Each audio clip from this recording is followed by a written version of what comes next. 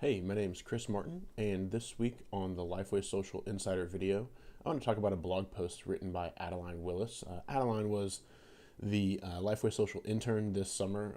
She worked at Lifeway this summer with me and others in our office, and she was fantastic. She was really good, and thankfully she'll be staying around to help with some Lifeway Social stuff here moving into the near future. And she wrote a great blog post this week called What Your Church Can Learn from Krispy Kreme. So if you're not around the areas of the country where Krispy Kreme is, I guess like Midwest, South, I don't know where all it is, but if you aren't aware, Krispy Kreme is a donut restaurant, a donut shop, and they have really good donuts.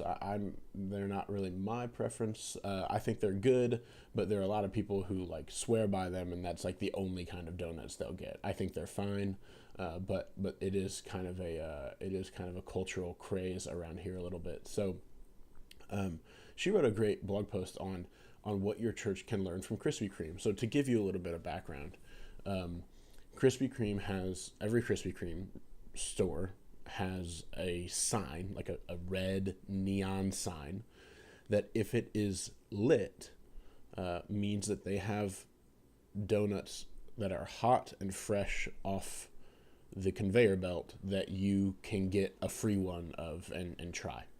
So when you pass a Krispy Kreme that has an illuminated sign, it is a sign for you to pull off and go get a donut. Now, again, probably not something I would do, but I am the exception, not the rule. Adeline wrote about how Krispy Kreme has this sign, and it's a great way. It's one of the greatest, cheapest marketing tools out there.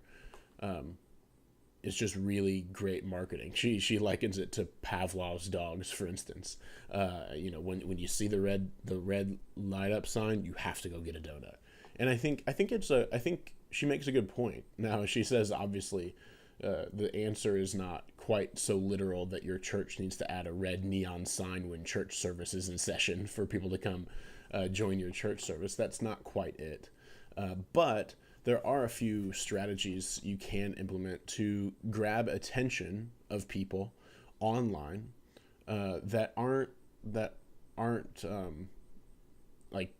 shouldn't make you feel like dirty or weird or self-promotional, but are just good strategies to get people's attention. So the first one is using a text messaging service. So I've seen a lot of churches do this, where you can send out text reminders to people who come to your church, who have been to your church, saying, hey, we've got this week, or this weekend, or whatever else. That's one way, perhaps a bit more invasive than these others.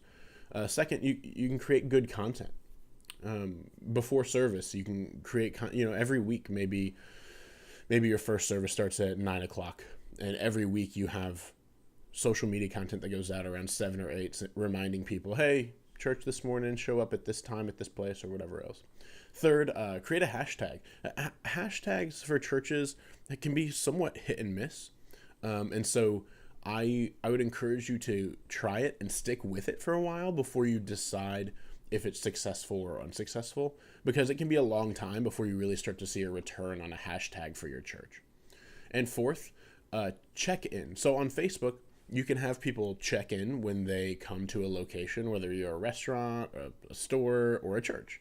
And so encouraging your members to check in when they get to church could be a really great way for them to show that their friends that they're at your church, and perhaps their friends would then be interested in attending or asking, at least getting more information about the church.